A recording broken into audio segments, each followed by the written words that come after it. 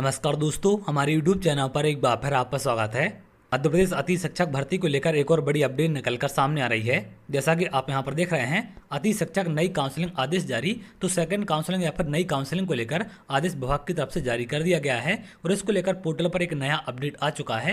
हालांकि इसके पहले आदेश भी आपका वायरल हो चुका था, जिसके बारे में मैंने आपको पहले जानकारी दी थी। इस प्रकार का आदेश विभाग की तरफ से वायरल हो गया था, लेकिन ऑफिशियल इसे जारी नहीं किया गया। अब फाइनली ऑफिशियल जानकारी आपकी कर दी गई है। इसमें यहाँ पर तमाम जानकारी आपको दी गई थी। इसके बारे में यहाँ पर अगर आप नीचे देखें, यहाँ पर साप्ताहिक समय सारणी आपकी जारी की गई थी।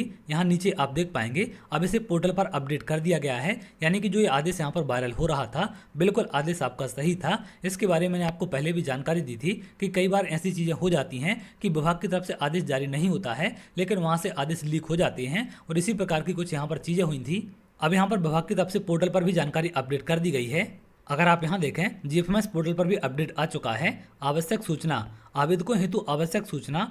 आवेदकों को सूचित किया जाता है कि अति शिक्षक के रूप में कार्य करने हेतु शाला विकल्प चयन की कार्रवाई प्रति सप्ताह की जाएगी, जो कि आदेश में आपसे कहा गया था।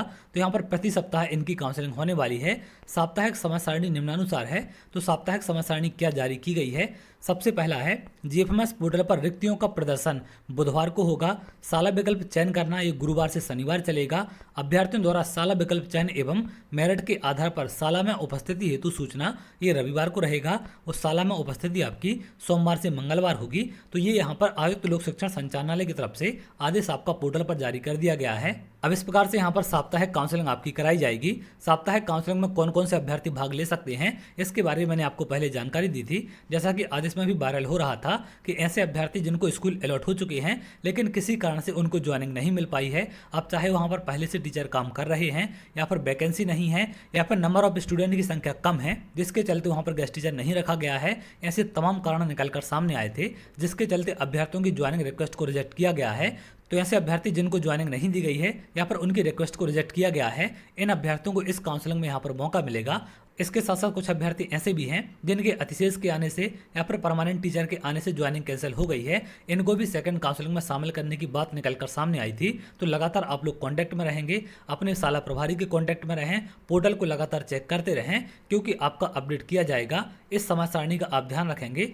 जीएफएमएस पोर्टल पर जो रिक्तियों की संख्या है ये बुधवार को प्रदर्शित की जाएगी और प्रति सप्ताह इस प्रकार का कार्य चलेगा आपका। तो हर सप्ताह आपके पास अपडेट होंगे, तो लगातार आप देखते रहें। तो आप लोग लगातार पोर्टल पर सारी चीजें देखते रहेंगे और जैसे ही वहां पर काउंसलिंग प्रक्रिया आपकी स्टार्ट हो जाए, आप लोग काउंसलिंग को आगे बढ़ा सकते हैं। काउंसलिंग किस प्रकार से करनी है, चॉइस फिलिंग किस प्रकार से होगी, आप फर्स्ट काउंसलिंग में सारी चीजें कर चुके हैं, तो उसमें आपको किसी प्रकार की दिक्कत नहीं होगी। सेम टाइप से यहाँ पर भी आपकी सारी चीजें की जाएंगी। तो आप लोग पोर्टल को चेक करते रहें। अगर कोई और बदलाव होगा तो पोर्टल पर उसको लेकर अपडेट आपका आ जाएगा। इसके साथ साथ और जो भी अपडेट निकलकर सामने आएगी मैं आपको जरूर शेयर करूंगा। अगर आप ऐसी जानकारी चाहते हैं तो हमारे चैनल के साथ जुड़ सकते हैं, जिससे और भी इंपॉर्टेंट अपडेट आपको मिल सके।